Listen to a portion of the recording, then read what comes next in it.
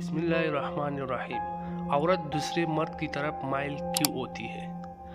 رزق عورت کے نصیب سے ہوتا ہے جبکہ اولاد مرد کے مقدر سے، اس لیے رزق کے لیے مرد نہ بدلو اور نہ ہی اولاد کے لیے عورت بیٹی کو تم نہ جائز دو نہ وراثت میں حق، مگر من پسند شخص ضرور دو۔ خود کو ذلیل کروانے کا دوسرا نام محبت ہے۔ ہمارا اچھا ہونا، کسی کی پرواہ کرنا، رونا دھونا، چیخنا چلانا، دعائیں کرنا، کسی کے لیے اپنے مصروفیات ترک کرنا کوئی معنی نہیں رکھتا۔ چاہے کچھ بھی ہو جائے، لوگ بس اپنے حساب سے چلتے ہیں۔ کیا فائدہ ایسی محبت کا جو انسان کو تو رکھ دے؟ جذبات زندگی کے لیے ضروری ہے، پر پوری زندگی پر ان کو حاوی کر لینا اپنی ذات کے ساتھ سخت ناانصافی ہے۔ انسان کو مارتی ہمیشہ محبت ہی ہے، نفرت تو ہمیں جینا سکھاتی ہے۔ اکثر اوقات محبت کے دعوے دار حقیقت کھلنے پر محض ایک اداکار ثابت ہوتے ہیں۔ کچھ سوچے، محبت درد کا دروازہ کھول دیتی ہے۔ عورت کو چاند نہیں ہونا چاہیے جسے ہر کوئی شوق سے، محبت سے، چاہت سے دیکھتا رہے۔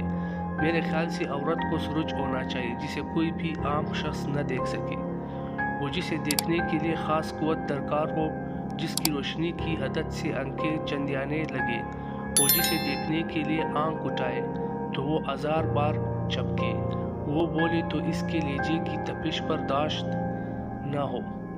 پتہ ہے عورت دوسرے مرد کی طرف کیوں مائل ہوتی ہے؟ عورت دوسرے مرد کی طرف اس وقت ہی مائل ہوتی ہے جب اس سے جڑا مرد اسے محبت اور عزت دینا چھوڑ دیتا ہے، کیونکہ عورت اپنے مرد سے محبت اور عزت کے علاوہ کچھ نہیں چاہتی۔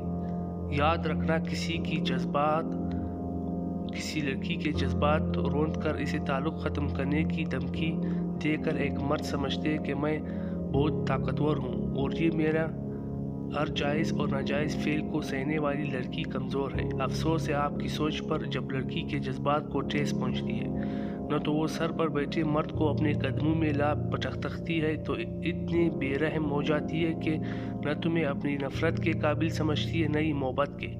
عورت کو عزت کی نگاہ سے دیکھو، اس کی عزت کو نگاہوں سے نہیں۔ جس کتاب میں عورت کے پردے کا حکم ہے، اسی کتاب میں مرد کی نظریں نیچے کرنے کا حکم ہے۔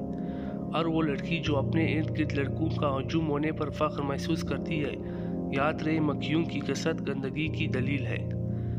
حسن حیا کے پردوں میں چھپا ہے، لوگ اسے بکھرے بالوں میں تلاش کرتے ہیں۔ جزاک اللہ۔